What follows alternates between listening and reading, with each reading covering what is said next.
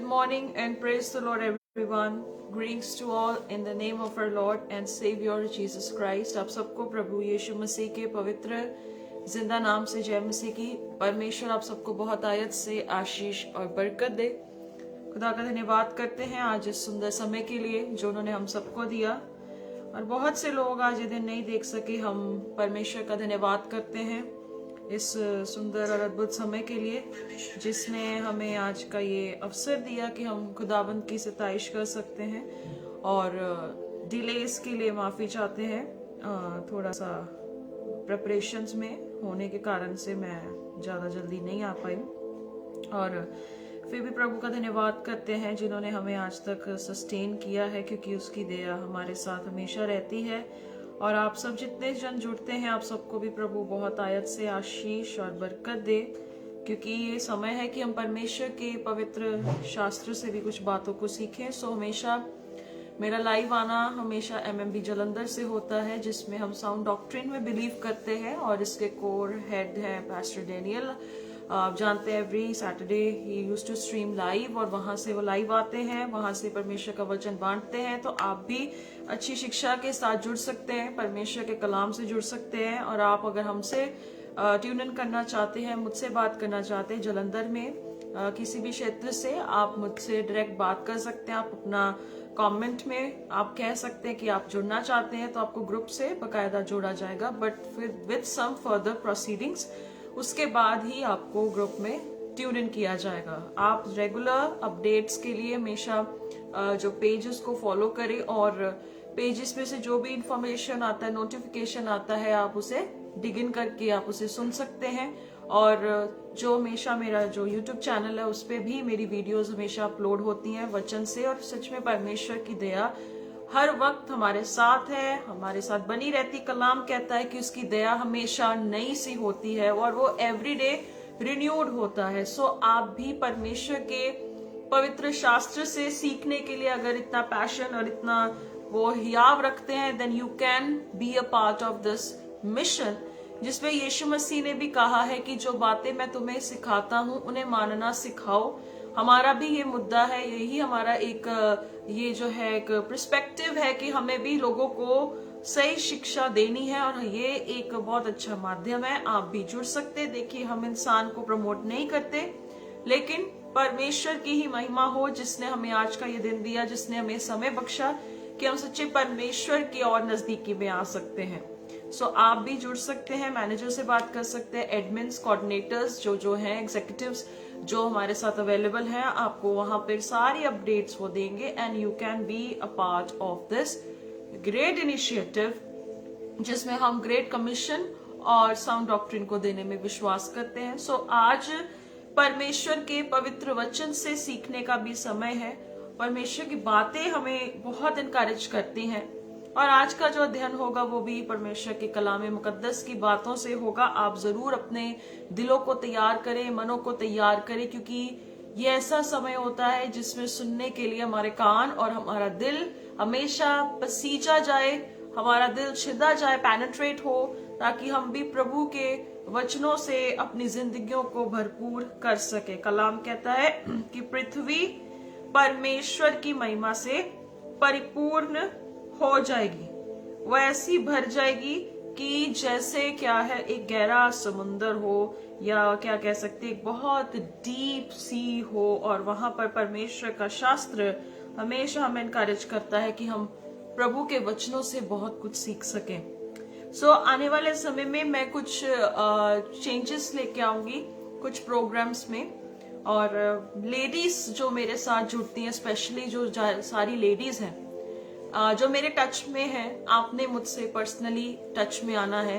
कुछ ऐसा मैं प्लान आउट कर रही हूँ कि जिससे वुमेन्स को प्रीचिंग के लिए तैयार कर सकूं और उन्हें एस्टैब्लिश किया जा सके, और उन्हें प्रभु के वचन के बारे में कुछ ऐसे ऑनलाइन मीटिंग्स उनके साथ भी मैं वर्चुअली करना चाहूंगी। आप जितनी लेडीज मेरे साथ जुड़ती हैं या जुड़ेंगे आगे, आप जब इस वीडियो को सुनेंगे तो आप जरूर मेरे साथ कनेक्ट हों। और लेडीज के लिए स्पेशली मैं कुछ करना चाहती हूँ, और उनको मैं ऑनलाइन वर्चुअल उस ट्रेनिंग में लेकर आना चाहती हूँ। और उसका जो अगर आप चाहते हैं कि आप भी आए तो आप मुझे पर्सनली इस पेज पर कमेंट में अपना छोड़ सकते हैं कि आप वर्चुअल ट्रेनिंग में आप भी आना चाहते हैं, जिसमें सिर्फ और सिर्फ परमेश्वर के वचन को सिखाने के लिए ऐसा कुछ ना कुछ छोटा मोटा हमें काम करना है। क्योंकि देखिए, औरतें परमेश्वर के राज्य के लिए बहुत बड़ा एसेट है, परमेश्वर के काम के लिए बहुत बड़ा एक खजाना है, एक ऐसे हीरे हैं आप लोग जो औरतें हैं जिनको आज का समाज बहुत ही तुच्छ गिनता है। पर आप जानते हैं, बाइबल कहती है कि जिस पत्थर को राजमिस्त्रियों ने तुच्छ जाना वही कोने का सिरा निकलता है। सो वही कोने का सिरा निकलने के लिए परमेश्वर ने औरतों को भी रखा है। परमेश्वर ने उन्हें कॉर्नरस्टोन बनाया है कि कलीसिया के किसी काम में या किसी भी क्षेत्र में औरतों का बहुत बड़ा रोल भी है। सो अगर जितनी लेडीज मुझे सुनेंगी, आप सबको मैं ये कहना चाहती हूँ कि कमेंट बॉक्स में आप जरूर अपना एक्टिव पार्टिसिपेशन दे सकते हैं कि अगर आप भी चाहते हैं कि आप वचन सीखना चाहते हैं, वचन को आगे लेके जाना चाहते हैं, कुछ ऐसे छोटे मोटे प्रोग्राम्स को फर्दर मैं लेकर आना प्लान आउट कर रही हूँ। जल्दी से जल्दी उसे एग्जीक्यूट करने के लिए इस पेज पर और यूट्यूब पर इसे बकायदा अपलोड कर दिया जाएगा। सो आइए प्रार्थना करेंगे। प्रार्थना के आगे बढ़ते हुए, वचन की ओर ध्यान देते हुए हम प्रार्थना में जाएंगे और प्रभु से आज मांगेंगे कि परमेश्वर जी हमें ऐसी ताकत दीजिए कि हमारी मसीही दौड़ व्यर्थ ना हो, हमारा जो जीवन है प्रभु के लिए अर्पित और प्रभु के काम के लिए आ सके। Let's pray. स्वर्गीय पिताजी, धन्यवाद करते प्रभु यीशु मसीह के पवित्र और जिंदा नाम से हम धन्यवाद देते हैं प्यारे प्रभु जी कि आपने हमें जिंदा रखा। प्रभु आज हमें इस धरती पर रखा। परमेश्वर, बहुत से लोग ये दिन नहीं देख सके, लेकिन यीशु नासरी शुक्र अदा करते प्यारे प्रभु यीशु कि आपने हमारी जिंदगी में बहुत बड़े बड़े मौजज़े किए। कलाम कहता है, यहोवा परमेश्वर आपके विचार क्या ही गहरे हैं और किनको की नाई है परमेश्वर। और कलाम ये भी कहता है प्रभु जी, वो इंसान जो पशु सरीखा है वो इसे कभी भी समझ नहीं सकता।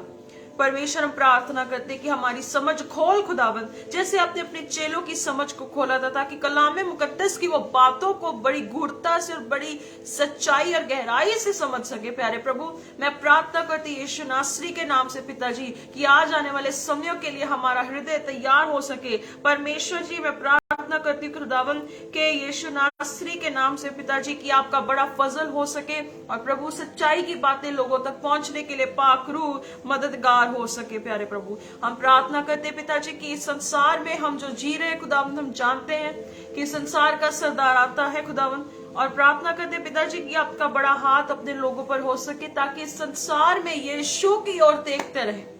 कलाम कहता है कि हमें अपने उद्धारकर्ता और विश्वास के कर्ता की ओर देखते रहना है। परमेश्वर, हम अपने कर्ता की ओर देखते रहे। प्रभु, हम नहीं समझते कि हमारी जिंदगी का क्या मंजर है और जिंदगी का क्या मकसद है। कलाम कहता है कि आपने सब बातों को शुरुआत से ठहरा दिया था। हम प्रार्थना करते प्रभु जी कि आज जो व्यक्ति पाप से संघर्ष कर रहा हो, प्यारे प्रभु प्रार्थना करते कि आप अपने लोगों को ऐसी बल ताकत दें कि वो आपकी ओर देखते रहे और पवित्रता का, सिद्धता का जीवन क्या है जी सके, क्योंकि दोष लगाने वाला हर समय तैयार है कि वो हमें दोषी करार करे। पर यीशु का खून, यीशु का लहू हमें निर्दोष निष्कलंक बनाने के लिए सामर्थ्य है। प्यारे प्रभु प्रार्थना करते कि जिनकी प्रार्थनाओं की वेदी, परमेश्वर कलाम की वाचा की वेदी अगर टूट चुकी है तो उसे दोबारा बनाए, क्योंकि आप पुनरुत्थान खुदा है। और अपने लोगों को नया कर खुदा कि वो नए तरीके से इस साल में परमेश्वर आपके साथ, अपने निष्ठा के साथ, बड़े हियाव के साथ यीशु आपके साथ जीवन जी सके। प्रभु, अपने लोगों को जीवन बख्श, जो बीमार है उन्हें चंगा कर, खुदावंद उन पर रहम कर। प्रभु जी, जिनको बुद्धि की कमी है अपनी बुद्धि देकर प्रभु स्वर्गीय बुद्धि देकर इस्तेमाल कर। यीशु मसीह, अपने आप को भी आपके पाक लहू में छुपाती हूँ प्रभु। हर टेक्निकल इश्यूज को कैंसिल करते पिताजी, यीशु के लहू से, उसके वचन की मानद हमारी जिंदगियों में हर एक चीज पर हम विजय पा सके, हम ऐसी प्रार्थना करते हैं। आदर महिमा आपको देते प्रभु जी। आज की बातों को फिर से प्रभु पाकरू के वसीले से हमारी जिंदगी में बात करें। आप बड़े और मैं घटू पिताजी। हर एक जो परमेश्वर जो इविल एडिक्शंस है कई लोगों की जिंदगी में प्रभु, अगर एडिक्शंस हैं परमेश्वर, कई लोगों की जिंदगी में तरह तरह की एडिक्शंस है पिताजी, उन्हें भी आजाद करे, क्योंकि सच को जानने से हर कोई आजाद होता है। धन्यवाद करते पिता, आपका राज्य बढ़ता जाए। प्रभु, फिर से प्रार्थना करते अपने लोगों को ऐसी शक्ति और बल दे कि वो अपनी जिंदगी को आपके लिए जी सके। प्रभु, धन्यवाद करते हैं। आदर महिमा स्तुति आराधना सब बातें हम आपको देते हुए इन सारी प्रार्थनाओं को प्रभु यीशु मसीह के सामर्थी नाम से मांग लेते हैं, आमेन आमेन आमेन। God bless you. परमेश्वर आपको आशीष दे। जरूर ज्वाइन इन हो, ज्यादा से ज्यादा इसे शेयर करें, क्योंकि आज परमेश्वर आपसे या किसी से बात करना चाहता है। आज हम वचन की ओर जो ध्यान देने जा रहे हैं, that is very commonly red. बहुत बार इसे पढ़ा गया है, या बहुत बार इसके बारे में बयाना दिया गया है, या बहुत बार हम इसे कलाम में पढ़ते हैं। लिखा है, हम देखेंगे मत्ती की इंजील, book of Matthew chapter 24 verse 12। मत्ती की पुस्तक, उसकी 24 बाब और उसकी 12 नंबर आयत। अपनी बाइबल्स और अपनी नोटबुक्स हमेशा तैयार रखें, क्योंकि कभी ना कभी कुछ ऐसी बातें होती हैं जो हमें सीखनी है, लिखनी है और उन्हें ध्यान भी देने की जरूरत है। मैथ्यू 24 वर्स 12, मत्ती की पुस्तक 24 की 12। अगर कमेंट में कोई वर्स डालना चाहता है वो भी डाल सकता है फ्रीली। आपको ये अथॉरिटी है कि आप इसको भी डाल सकते हैं कमेंट में। लिखा है,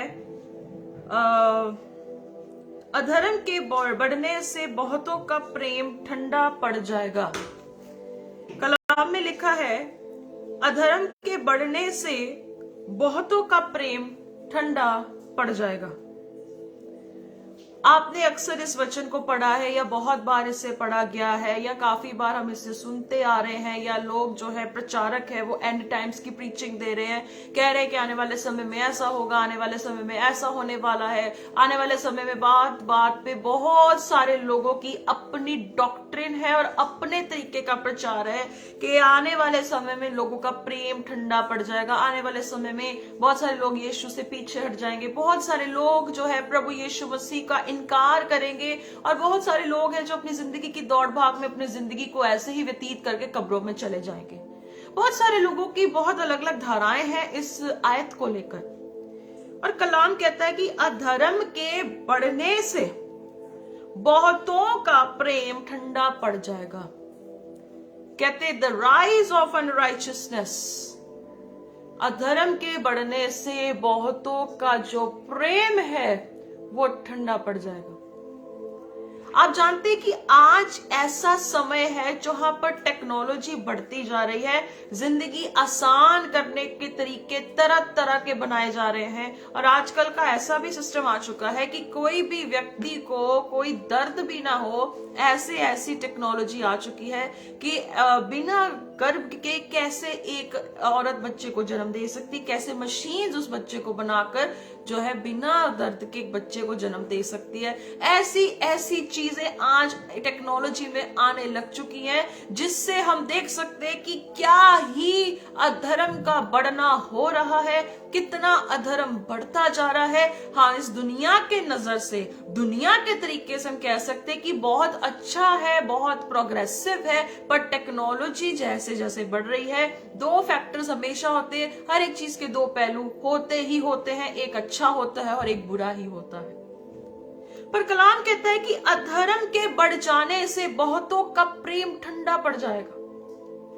आप जानते हैं कि जब इंसान की लाइफ कंफर्टेबल हो गई तो समझ लीजिए वो एक ऐसा पशु सरीखा मनुष्य बन चुका है जो अपनी जिंदगी में कुछ भी करे उसे लगेगा कोई फर्क नहीं पड़ता, कोई जिंदगी में क्या कुछ हम करते जाएं कोई मायना नहीं रखता, ना कोई सुनने वाला और ना कोई दोषी ठहराने वाला, क्योंकि वो इंसान अपनी जिंदगी को ऐसी आजादी से जीना शुरू कर देता है। तो अधर्म का बढ़ना बहुत सारे कारणों से हो सकता है। अधर्म का बढ़ना मैंने ये भी बताया कि वैज्ञानिक रीति से, साइंटिफिकली, ये सारे एस्पेक्ट्स जैसे जैसे बढ़ते जा रहे हैं तो मसीही जगत पे और मसीही जिंदगी में बहुत बड़े खतरों की घंटियां बजनियां शुरू हो चुकी हैं। कब से? जब से यीशु मसीह का स्वर्गारोहण हो गया, उस समय से। यीशु के आने से ही सब कुछ शुरू हो चुका था। यीशु मसीह अगर ना आते तो शायद वो साइलेंट पीरियड चलता रहता, लेकिन जीसस के आने के बाद सब कुछ शुरू होना हो गया। एंड टाइम्स के बारे में यीशु मसीह ने बातें रखनी शुरू कर दी थी। उस समय से वो चलता आ रहा था, लेकिन यहाँ यीशु का एक स्टेटमेंट आ रहा है कि बहुतों का प्रेम ठंडा पड़ जाएगा। और आप पता है कि यीशु मसीह ने सबसे बड़ी आज्ञा क्या दी थी कि तू अपने प्रभु, अपने परमेश्वर से पूरे दिल, जान और बुद्धि से प्यार कर। परमेश्वर ने यही हुक्म दिया, कहता कि तू मुझसे प्यार कर, मेरे हुक्मों पर चल, और सिर्फ इस बात पर नहीं, हमारे दिमाग को, हमारे प्राण को, हमारे दिल को हमें बिजी रखना है कि हम परमेश्वर से प्रेम करते रहे। नहीं तो जब हम उस बाड़े से बाहर आ जाएंगे तो बहुत सारी भरमाने वाली वस्तु और ठोकरे की जो बातें हैं वो खड़ी हैं कि कैसे भी करके एक विश्वासी को वो कैच कर ले। और यही बात आती है कि जब वो अंदर आता है, वो चीजें अंदर आती हैं, तो हमारा प्रेम ठंडा पड़ना शुरू हो जाता है।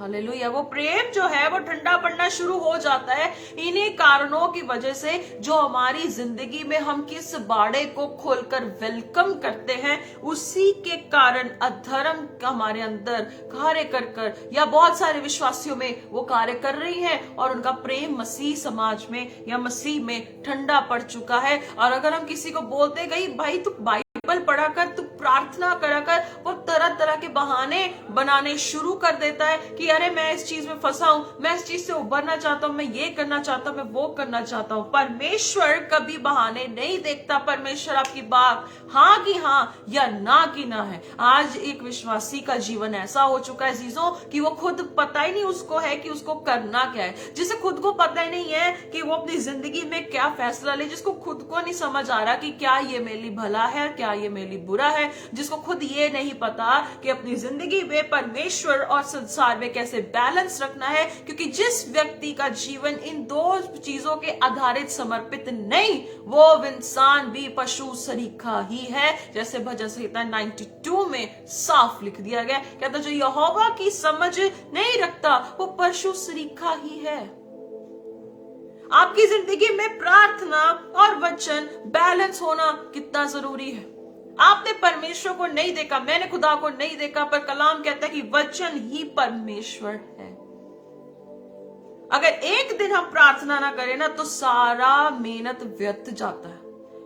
अगर हम एक समय पर परमेश्वर को टाइम ना दें तो सारा कुछ क्या लगता है, जीरो लगता है। अरे हमने तो कुछ किया ही नहीं। याद करिए वो पल जब यीशु मसीह में आप नए नए आए थे, बड़े जोरावर एक शेर की दहाड़ की तरह थे कि यीशु मसीह के साथ जीना और यीशु के साथ मरना था। पर जैसे जैसे हमारे लिए सब कुछ प्रभु ने हमें ब्लेस किया, हमें हर एक चीज दी, हम कंफर्टेबल हो गए, तो हमारे कंफर्ट जोन में हम ठंडे पड़ गए। हम ठंडे पड़ गए। और कलाम कहता है कि अधर्म के ही बढ़ने से बहुतों का प्यार क्या होगा, ठंडा पड़ जाएगा। बहुत सारे लोग ठंडे पड़ जाएंगे। हमें ठंडे नहीं बढ़ना है, हमें ठंडे गुनगुने में भी नहीं रहना है। परमेश्वर कहता है सरगर्म रहो, पौलुस कहता है पुरुषार्थ करो, कृतार्थ हो, जागृत रहो, कहता विश्वास में स्थिर रहो। इब्लीस का काम क्या है कि कंफर्टेबल जोन देकर के आज जी लो, कल किसने देखा है। वो ऐसे कंफर्टेबल जोन में आपको रखता है। कई बार वो ऐसे कंफर्टेबल जोन में रखता है कि आपका विश्वास का जो नींव है उसे डोलाने के लिए उसके तरह तरह के पैंतरे उसके सफल होते हैं। कलाम कहता है कि अधर्म के बढ़ जाने से बहुतों का प्यार ठंडा पड़ जाएगा। इस प्रेम के ठंडे पड़ने के कारण क्या होंगे? अगर हम गौर से थोड़ा सोचें, थोड़ा ध्यान देकर सोचें कि इस प्रेम के ठंडे पड़ने का कारण क्या होगा। इस प्रेम के ठंडे पड़ने से क्या मसीही जीवन हमारा उथल पुथल होगा? गारंटी से कहती हूं बिल्कुल होगा। क्योंकि हमारी जिंदगी में परमेश्वर से जो लहरें नहीं उठती है, हम अपनी ही भावनाओं से और अपनी ही फैसलों से उन लहरों को खुद उठाने के लिए तैयार है, जिसमें परमेश्वर का भी कोई रोल नहीं होगा। हमारा प्रेम आज अगर आपको लगता है कि आपकी मसीही जिंदगी में परमेश्वर के प्रति प्रेम, क्योंकि मेरे पे पहले बात आती फिर आप पर आती, अगर मेरी जिंदगी में परमेश्वर के प्रति प्रेम ठंडा है तो मुझे भी आज ये समय है कि मैं उसे रिन्यू करूं। अगर आपकी जिंदगी में परमेश्वर के प्रति प्रेम ठंडा है तो आपको भी आज अपने इस वेदी को दोबारा बनाने की जरूरत है। क्योंकि यीशु मसीह के काम को करने के लिए दो चीजें तो जरूर है, एक तो प्रेम और एक प्रोत्साहन और एक जज्बे। ये जब चीजें हमारे साथ होंगी, अगर प्रेम होगा तो प्रोत्साहन मिलेगा, खुद को करने का काम जागेगा कि हमें और किसी की जरूरत नहीं है, हमें परमेश्वर से हम प्रेम करते हैं, वो प्यार के चलते हम ऐसे ऐसे काम करेंगे कि जो कभी ना सोचा ना कभी देखा होगा। और अगर आप सिर्फ और सिर्फ अपने यीशु मसीह की ओर ताकते रहेंगे, वो आपको गाइड करता रहेगा। क्योंकि भजन संहिता 32:8 में लिखा है, कहता है जिस रास्ते पर तुझे चलना है मैं उस रास्ते पर तुझे खुद लेकर चलूंगा। Praise the Lord. वो खुद हमें उस रास्ते पर लेके चलेगा। पर अधर्म के बढ़ने से पौलुस भी बहुत सारी बातों को मेंशन करता है, और आपको पता भी है क्योंकि आजकल के विश्वासियों की जिंदगी में यही एक चीज की कमी है, वो है प्रेम, लव। वो प्रेम की कमी के कारण आज एक विश्वासी अपनी जिंदगी में धक्के भी खा रहा है, उसके कारण काफी निकलते हैं। देखते हैं कि अधर्म के ये जो प्रेम ठंडा पड़ता है इसमें क्या है। आज सबसे पहले हमें ये समझने की जरूरी है कि आज की कलीसियाओं में बहुत सारे लोगों के प्रेम ठंडे क्यों पड़ गए हैं। सबसे पहली बात यह है कि उनको एक अच्छा चरवाहा नहीं मिला है जो उन्हें मार्गदर्शन दे सके कि भाई ये रास्ता है, इस पर चलो। क्योंकि देखिए, जो गुरु होता है वही खुदा से उसे मिला सकता है। अगर गुरु ही बीच में अच्छा ना हो तो वो क्या खुदा से मिला पाएगा।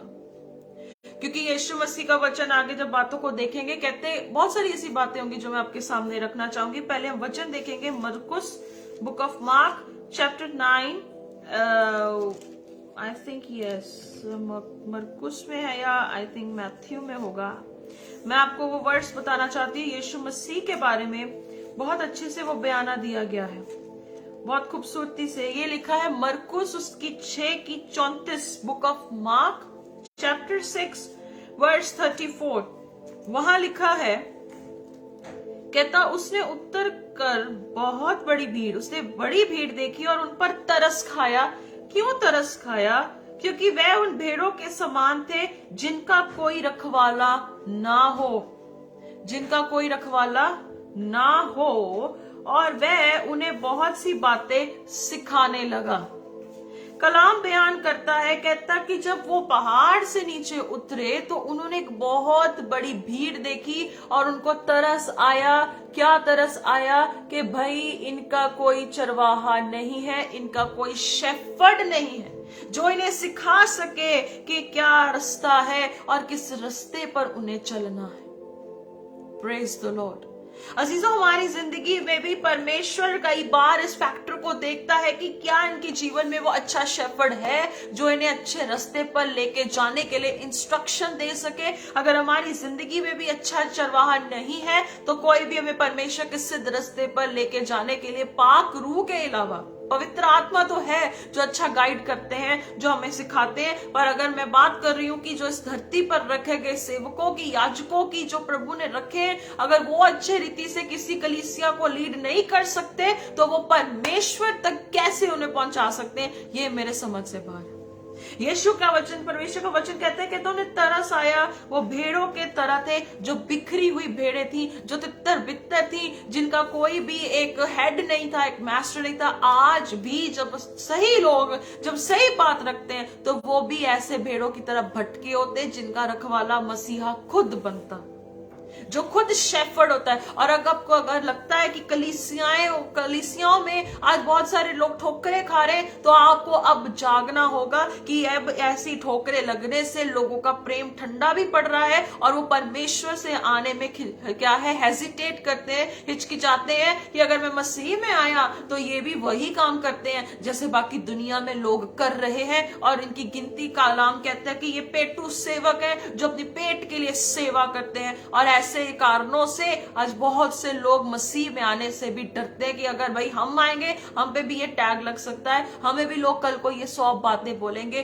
अगर आपने यीशु को सही रीति से नहीं प्रेजेंट किया तो सच में कह रही हूं बहुत सारे लोग मसीह में आने से हिचकिचाएंगे और बहुत से लोग इसका इनकार कर देंगे। क्योंकि अधर्म ऐसा बढ़ रहा है कि सिर्फ टेक्नोलॉजी एस्पेक्ट से नहीं बढ़ रहा, अधर्म ऐसे ही नहीं बढ़ रहा, पर अधर्म से ये भी है कि जो कोई यीशु के नाम से कोई किसी को ठोकर भी खिलाता है उसकी भी बढ़ती वैसी होती है।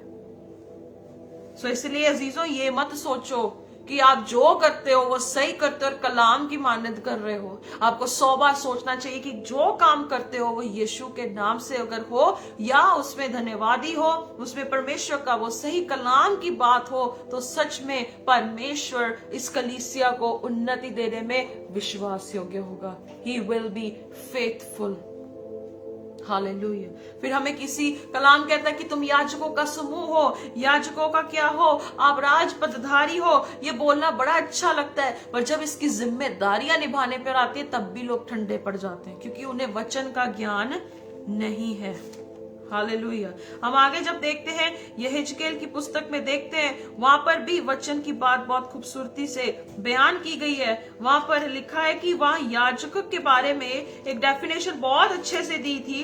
वो डेफिनेशन को जरा हम देखेंगे कि परमेश्वर का वचन क्या डेफिनेशन दे रहा है। हम वहां पर देखेंगे यहेजकेल 44, इज़ेकियल चैप्टर 44 वर्स 23 नंबर आयत। वह मेरी प्रजा को पवित्र अपवित्र का भेद सिखाया करे और शुद्ध अशुद्ध का अंतर बताया करे। यही चीज तो बता रही हूँ, डिसर्न करना। कलीसिया को दो कहते हैं तिरछी तलवार बनाना कि कहां पर क्या करना है, कैसी चीज पर कैसे वार करना है। वचन के द्वारा, वचन के द्वारा कहां पर हमें कैसा प्रभाव डालना है, कहां पर हमें कैसा जीवन जीना है। कहता कि ऐसा उन्हें सिखाया जाए, किसके द्वारा? याजकों के द्वारा। याजक अर्थात कलीसियाओं के हेड्स के द्वारा। अगर आज कलीसिया के ही हेड आपस में लड़ रहे हैं तो वो कहां से कलीसियाओं की क्या सुधि लेने वाले होंगे।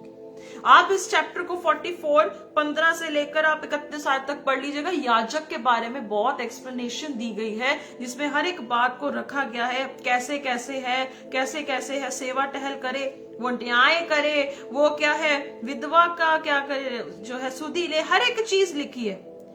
बहुत अच्छी अच्छी चीजें लिखी हैं और काफी वचन में आप इस बारे में पढ़ सकते हैं। वो उसकी व्यवस्था के अनुसार पालन पोषण करे, हर एक चीज को बड़ा सिस्टमैटिकली याजक के बारे में डिफाइन किया गया है। सो अजीजों, आपको ये समझना होगा कि जब तक हमारी जिंदगी में भी परमेश्वर ने ये ठहराया है हमें भलाई करने में, अर्थात हमें ऐसे चीजों में इतना पैशनेट होना है कि ये बंदा, ये जो है मेरा है, ये भाई मेरा भाई बहन है, मुझे इसका बोझ होना चाहिए। जब एक घर में कोई व्यक्ति बीमार होता है तो हम उसको कैसे तरस की निगाह से देखते हैं। आज बहुत सारी दुनिया आत्मिक रीति से इतनी रोगी हो चुकी है, ये क्या है, वो मरने की कगार पर है, डेथ बेड पर आने वाले हैं, पर आज के लोगों को फिर भी चिंता नहीं है। उन्हें लगता है हमने गॉस्पेल सुना दिया, हमने अपनी ड्यूटी पूरी कर दी। अगर आप उस रोग को अच्छे से समझोगे, कलाम की तलवार को उस रोग पर ऐसे मारोगे तो सच में वो व्यक्ति बच सकता है। हमारे लिए बहुत इंपॉर्टेंट है, हम विश्वासी हैं, विश्वासियों के चिन्ह अर्थात सबसे पहले आपको वचन का ज्ञान होना बहुत जरूरी है।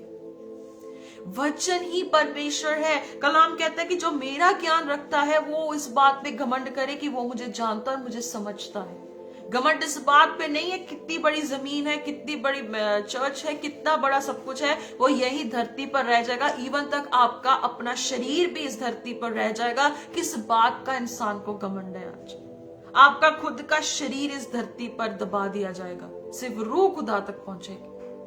तो इसीलिए परमेश्वर प्राण से प्रेम करता है, क्योंकि वो प्राणों का परमेश्वर है। He is the God of souls। वो प्राणों का रक्षक। कलाम कहता है कि वो प्राणों का क्या है, वो रक्षक है, वो प्राणों को बचाता है। तभी कहता है कि हमें हमारे प्राणों की चौकसी करनी है, ये प्रेम कहीं ठंडा ना पड़ जाए, ये ठंडा ना पड़ जाए। क्योंकि 1 कुरिन्थियों 12:28 में लिखा है कि परमेश्वर ने तरह तरह की सेवकाइयां रखी हुई है और उन सेवकाइयों में टीचिंग का भी बहुत बड़ा रोल है।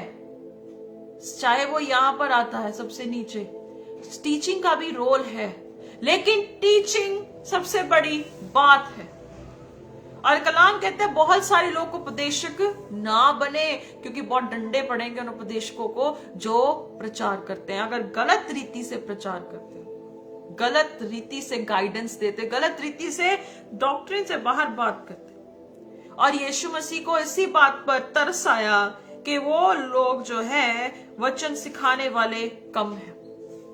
और आज भी यही है अजीजों, वचन सिखाने वाले कम ही है, और अधर्म की बढ़ती इसी से हो रही है कि आज वचन सिखाने वाले बहुत कम रह चुके हैं।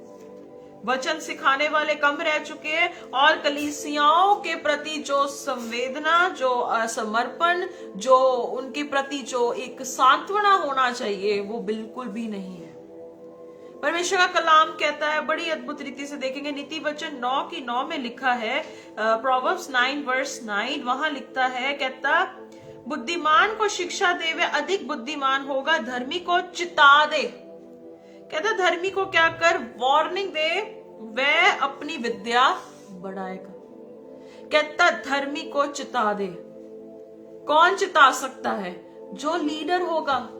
कहता बुद्धिमान को क्या दे, शिक्षा दे, और कहता उससे वो अधिक और वाइज हो जाएगा। पर जब हम एक राइचस को, एक धर्मी को इंस्ट्रक्शन देते हैं, तो कलाम कहता है कि वो क्या है, अपने ज्ञान को बढ़ाएगा। यही कमी है कि ज्ञान ना बढ़ने से, ज्ञान के ना होने से प्रजा नष्ट हो रही है और अधर्म बढ़ता जा रहा है। ये स्केल बढ़ता जा रहा है, राइज होता जा रहा है, और इसका बढ़ती होती जाएगी अगर कलीसियाओं में ये sound word of God preach अच्छे से नहीं किया जाएगा। तभी मैंने बताया प्रचार करने वाले कम रह चुके हैं, कलाम की बात बताने वाले कम रह चुके हैं, कलाम को बयान करने वाले लोग अब कम रह चुके हैं, इतिहास सिखाने वाले कम रह चुके हैं, इनकी गिनती बहुत कम रह चुकी है। तो अगर आप बनना चाहते हैं अपने समाज में, अपने लोगों के लिए, सबसे पहले अपने ज्ञान के अस्त्र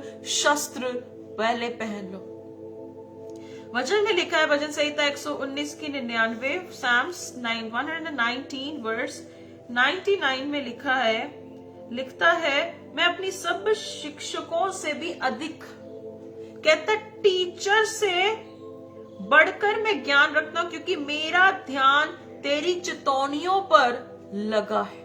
दाऊद कहता है, प्रभु जी जो सिखाने वाले हैं ना कलाम को, उनसे अधिक मैं समझ रखता हूं, क्योंकि मैंने तेरे उपदेश को क्या है, पकड़ लिया है। 100 आयत में भी बड़ा अच्छे से लिखा है, मैं पूर्णियों से भी समझदार हूं, क्योंकि मैं तेरे उपदेशों को पकड़े हुए हूं। पूर्णिय मतलब कि एल्डर्स, मैं एल्डर से भी ज्यादा समझदार हूं, क्योंकि मैंने तेरे वचन को पकड़ के रखा है।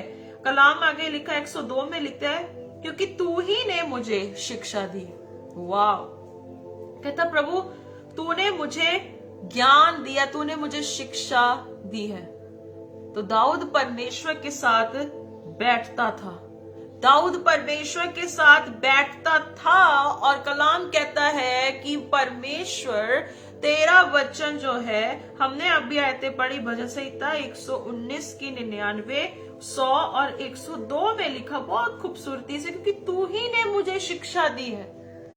ये होता है एक एक्चुअल में एक डिवोटेड लाइफ, ये होती है जिंदगी जिसमें हमारे परमेश्वर की धार्मिकता कैसे सिद्ध होती है, जब हम ऐसे परमेश्वर के साथ बैठते हैं, हम बात करते हैं। सो अजीजों, ये बहुत इंपॉर्टेंट है, हमारे लिए बहुत ज्यादा जरूरी है कि हमारे जिंदगी में कुछ अच्छे लोग हों, अच्छे लोग हों जो वचन को सिखाने वाले, बयान करने वाले लोग हों। अगर ये हमारी जिंदगी में नहीं है, तो हम अपनी जिंदगी में एक बहुत बड़े एक लॉस में, या कह सकते अंधेपन में, अंधा अंधे को रास्ता नहीं दिखा सकता।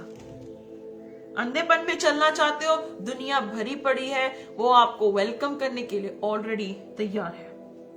परमेश्वर के वचन में हम आगे देखते हैं, लूका की इंजील, book of Luke chapter 6 verse 40।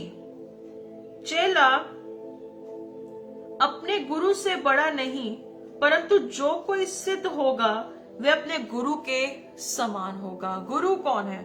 हमारा उत्तम गुरु। जब आप थक चुके हो, लोगों से अक चुके हो, परेशान हो चुके हो कि भाई अब कोई सिखाने वाला नहीं है, कलाम में लिखा है कि उत्तम गुरु मसीह है। और यीशु मसीह ने क्या कहा था मरियम को, कि उसने उत्तम भाग चुन लिया है, और उत्तम कौन है? मसीह है। और कहता चेला अपने गुरु से बड़ा नहीं होता, चेला अपने गुरु से बड़ा नहीं होता, पर कहता जो कोई सिद्ध होगा वो अपने गुरु के समान होगा। हमें समान किसके बनना, सिद्ध कैसे हो। मत्ती 5:48, मैथ्यू 5:48 में लिखा है, सिद्ध बनो जैसे तुम्हारा पिता सिद्ध है। और यहीं पे लिखा है कि जो कोई सिद्ध होगा वो अपने गुरु की तरह होगा। तो यीशु मसीह का फिलिपियो 2:5 में लिखा है, आपका स्वभाव कैसा हो, मसीह यीशु की तरह। तो सिद्ध होना मसीह यीशु की नाई होना जरूरी है। और वचन में हम आगे देखेंगे, Yuhanna book of John chapter 10 verse 26, बहुत अच्छा, आई थिंक 10:26 में नहीं, 1 सेकेंड मैं बताती हूँ कहां पर होगा, 12:26, 10 नहीं 12:26 में भी यीशु मसीह लिखते हैं, बहुत अच्छे से बयान करते हैं। कहता, यदि कोई मेरी सेवा करे तो मेरे पीछे हो ले, जहां मैं हूं वहां मेरे सेवक भी होगा। यदि कोई मेरी सेवा करे तो पिता उसका आदर करेगा। अगर आप क्या है, यीशु मसीह का वचन कहता है, यदि तू मेरे पीछे हो ले और जहां मैं हूं वहां तू भी रहेगा और मेरा पिता उसका आदर करेगा। My father will honour those who will seek me. तो यहां पर मैं आपसे सवाल पूछना चाहती हूं, क्या अधर्म बढ़ेगा कि धर्म बढ़ेगा? क्या जब हम ये सेवा करते कि जो कोई मसीह की सेवा करे और उसके पीछे हो लेता है तो धर्म की बढ़ती होगी? तो आज सारा पैटर्न, ब्लूप्रिंट रिवाइज करिए। And to whom you follow. कई लोग कहते हैं कि भाई मैं इस अपोस्टल, इस पास्टर, इस प्रॉफिट की तरह बनना चाहता हूं। भाई उसके पीछे की जिंदगी को भी चेक करो। हमें किसी अपोस्टल, पास्टर, प्रॉफिट किसी की तरह भी बनने की जरूरत नहीं है। कलाम कहता है कि उत्तम गुरु मसीह है और उसकी नाई बनो। कहता जो सिद्ध होगा वो अपने गुरु की तरह होगा। हमारे पापों का निकास करने के लिए जब हम मसीह को देखते हैं तो बाकी चीजों के लिए हम इंसान को क्यों देखें भाई? हमारा निकास करने वाला मसीह है। We have to look to Jesus Christ for everything. आपके प्राणों को स्वर्ग तक लेके जाने के लिए परमेश्वर के पुत्र मसीह की जरूरत है, ना कि इंसान की जरूरत है। इंसान को उधर तक रखो जहां तक उसकी हैसियत है और जो उसकी ड्यूटी है, उससे आगे किसी को बढ़ने की जरूरत तो आप मत समझिए, क्योंकि ऐसे लोग ही आपकी जिंदगी में आपके कंधों का इस्तेमाल करके अपने महल को बना रहे हैं, पर आपको पता ही नहीं है। लोग भोले भाले बनकर बस भेड़ चाल की ओर लगे हुए हैं और आपको पता नहीं है कि क्या कुछ हो रहा है। और आज विश्वासियों में ये बड़ी अफसोस की बात है कि वो अपनी जिंदगी में क्या कर रहे हैं, क्या कर रहे हैं। कलाम कहता है कि जो क्या है, धर्मी है, वो अपनी विद्या बढ़ाएगा जब उसे वार्निंग दी जाएगी। अगर आज इस वार्निंग से आप अपने ज्ञान को नहीं बढ़ाओगे तो आप भी वैसे ही हो, जितना मर्जी समझा लो, नहीं समझोगे तो फिर हम भी कुछ नहीं कर सकते। तभी आज सुनने वालों की तादाद कम, मुझे कोई फर्क नहीं पड़ता। अगर एक प्राण तैयार भी होकर स्वर्ग तक पहुंच जाता है, मेरी सेवकाई और मेरा प्रचार करना, मैं ये नहीं कह रही हम होल्डिंग अ मिनिस्ट्री, यीशु मसीह की मिनिस्ट्री है, हम उसके हिस्सेदार हैं, हमारा इससे बड़ा कुछ नहीं है। मैं हमेशा इस बात को ऐसे सोचती हूँ कि मिनिस्ट्री तो यीशु की ही है, हम एक हिस्सेदार हैं, हमें वो ड्यूटी देता है, हम उसे निभाते हैं और जैसे उसकी रजा है भाई वो हमें वैसे ही चला ले। बहुत बड़े हस्ती बनने के लिए दुनिया में नहीं आए। कलाम कहता है जो अपने आप को शून्य करेगा वो ऊंचा किया जाएगा। भाई हम बड़ी हस्तियां बनने इस दुनिया में नहीं आए। जो उसने दिया है उसे बस पकड़ के जिंदगी में आगे बढ़ो, क्योंकि यही हमारी रिस्पॉन्सिबिलिटी है। हालेलुया। तो इसीलिए हमें ये देखना है, कलाम में लिखा, यीशु मसीह ने मत्ती 6 में भी लिखा, कहता है तुम परमेश्वर और धन की सेवा नहीं कर सकते, तुम दो चीजों की सेवा नहीं कर सकते। एक तरफ आज इंसान दौड़ में लगा कि पैसे कमाकर उसे जमा पूंजी रखे, उसे जमा करके रखे, अपनी लाइफ को सिक्योर करे, अपने फर्दर फ्यूचर को सिक्योर करे, अपने बच्चों को सिक्योर करे। रात को प्राण निकल जाए तो उस पैसे का भी क्या करना। कल मैं एक वीडियो देख रही थी, वीडियो में वहां पर था कि जब आपकी मैयत होगी तो उसके बाद लोग क्या करेंगे। उसने वहां पर एक वीडियो डाली थी किसी ने, कि बहुत सच्ची बातें उसने लिखी थी। कहते जब एक इंसान मरने के बाद जब आपको मैयत होगी तो कहते कि लोग खाने पीने के अरेंजमेंट में लग जाएंगे। कई लोग लगेंगे कि कई लोग ऐसे करेंगे कि भाई अपने अकाउंट्स के बारे में डिस्कशन करेंगे, कोई कहेगा कि इस बंदे को रिप्लेस करके दूसरे बंदे को रखे, आपका परिवार लगे रहेगा कि भाई ये तैयारियां कर लो, ये तैयारियां करके ऐसे करके बस सर्विस करके खत्म कर दो। कई लोग कहेंगे 1 महीने बाद पता लगेगा कि वो फिल्म देख रहे हैं, हंसी मजाक कर रहे हैं, अपनी जिंदगी जी रहे हैं। कहते हैं आपके जीते जी कोई आपकी कदर नहीं करता, तो आपके मरने के बाद कोई खाक आपके लिए करेगा। कहता जो करो अपने लिए करो, पर मैं ये कहना चाहती हूँ जो करो मसीह को केंद्रित करके करो, मसीह को रखो और मसीह के लिए जियो। वो वीडियो बड़ी अच्छी थी, मुझे बड़ा पसंद आया। कहते कि मरने के बाद भी इंसान के खाने पीने का उनको ये देना है, उनको वो देना है, महीने 2 महीने बाद वो ऐसे नॉर्मल स्टेज पर आ जाते हैं। कहते आप लोगों के लिए, कहते बड़ी अच्छी बात की, कहते आप लोगों के लिए तड़प तड़प के कि लोग क्या कहेंगे, लोग ये कहेंगे, लोग वो कहेंगे, मुझे इसकी चिंता है, मुझे ये करना है। कहते जब आप इस दुनिया से चले जाओगे तब आपके लोग क्या फिक्र करेंगे। कहते जो जियो अपने लिए जियो। मैं ये कहना चाहती हूँ जो जियो प्रभु के लिए जियो। परमेश्वर आपके लिए लोगों को खुद बदल देंगे और वो खुद आएंगे। कि कलाम कहता है जो परमेश्वर के साथ चलता है वो उसके शत्रुओं से उसका मेल करा देता है। आपको नहीं पता कि वो आगे जिंदगी में क्या जी रहा है क्या नहीं, but if you walk right with God, अगर आप परमेश्वर के साथ सही चल रहे हो, आप खुदा के साथ सही हो, परमेश्वर बहुत ईमानदार है। परमेश्वर आपकी भी ईमानदारी देखना चाहते हैं। परमेश्वर आपका बच्चे की तरह एक प्यार, एक स्नेह, एक डेडिकेशन देखना चाहते हैं। तभी अधर्म बढ़ रहा है, क्योंकि आज विश्वासियों का प्रेम ठंडा पड़ चुका है। बस यही दौड़ में लगे कि भाई आप चाहे लंदन में रहते हो, अमेरिका में रहते हो, कहीं पे भी रहते हो, भाई हमें कोई लेना देना नहीं, हम आपके बैंक अकाउंट्स को हैक नहीं करने हैं। सीधी सी बात है, मुंह पर, कहीं के भी हो, हमें कोई फर्क नहीं पड़ता। पर मैं ये कहना चाहती हूँ, सीधी सी बात है भाई, इतनी भी दौड़ा भागा में मत लगो कि मरने के बाद भी लोग आपको वैसे ही तुच्छ जाने जैसे अब जानते। ऐसा नहीं होना चाहिए। आप जिंदा हो, जिंदा रहते हुए कैसे जीवन को जी रहे हो, प्रायोरिटीज क्या है उसे चेक करो। अगर वो प्रायोरिटीज आपकी लाइफ को खराब कर रही हैं, तो उस प्रायोरिटीज को छोड़कर यीशु से कहो। क्या कहा था उस यायर के सरदार ने, कहता मेरी बेटी मरने पर है, तू आकर उसे ठीक कर। और फिर जब उसकी बेटी की खबर आती है तो वो कहते कि गुरु को दुख ना दे, गुरु को इतना दर्द ना दे। तो यीशु मसीह फिर उसके घर पे जाते हैं। चाहता तो वो उस दुख की खबर को प्रायोरिटी दे सकता था कि अरे बेटी मर गई, अब कहां से जिंदा करेगा। नहीं, उसने यीशु को प्रायोरिटी दी, उसने यीशु को प्रायोरिटी दी। कोड़ी के बारे में जानते हैं, उसने यीशु के वचन को प्रायोरिटी दी। हम लोग क्या प्रायोरिटी देते हैं, हमारा क्या मुद्दा है। हमारे लिए बहुत जरूरी है अपनी जिंदगियों को चेक करने के लिए। सो इसीलिए हमारी जिंदगी की प्रायोरिटीज क्या है, हमें बहुत जरूरी है देखने के लिए। जैसे मैंने यहेजकेल उसकी 44 उसके 28, यहेजकेल 44 के 28 में पता है प्रभु का वचन कहता है कि मेरी प्रजा का भाग मैं हूं, मैं अपने याजकों का पोर्शन हूं, मैं अपने याजकों का हिस्सा हूं। और यहोवा परमेश्वर मेरा भाग और मेरा कटोरा है।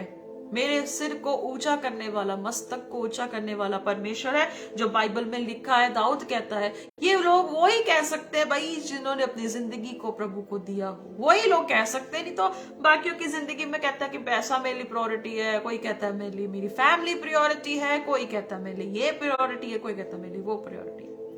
परमेश्वर को प्रायोरिटी दो, अगर जेब में कुछ हो या ना हो, जिंदगी में कुछ हो या ना हो, पर परमेश्वर आपकी प्रायोरिटी है। आप परमेश्वर को कैरी कर कर जिंदगी को जियोगे, कहीं पर भी जाओगे, स्वर्ग का राज्य वहां पर प्रकट होगा, बिल्कुल होगा। अगर हम प्रायोरिटीज नहीं देंगे तो फिर कहीं पर भी चले जाओ, वही जो आपके अंदर होगा वही बाहर निकलेगा। सो इसीलिए अब हम आखिरी पे आ चुके हैं। अब हम कुछ बातों पर फिर गौर करेंगे और वचन में से देखेंगे कि हमें क्यों परमेश्वर के पुत्र यीशु मसीह को प्रायोरिटी देना है और क्यों उन्हें अपना आधार बनाना है।